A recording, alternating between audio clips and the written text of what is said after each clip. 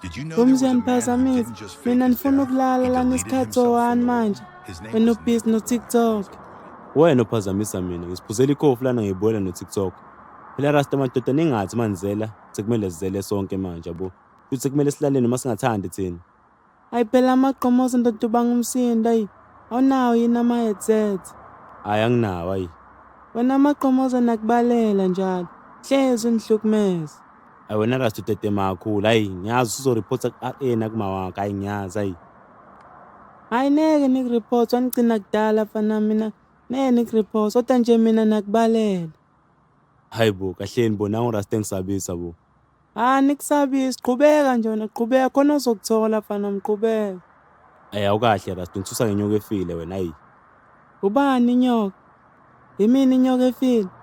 Rasta ubukhumbula ukuthi akusikho kini la ndoda akusikho nje kini. Nawe akusikho kini lana. Maqomoza nakubalela 1.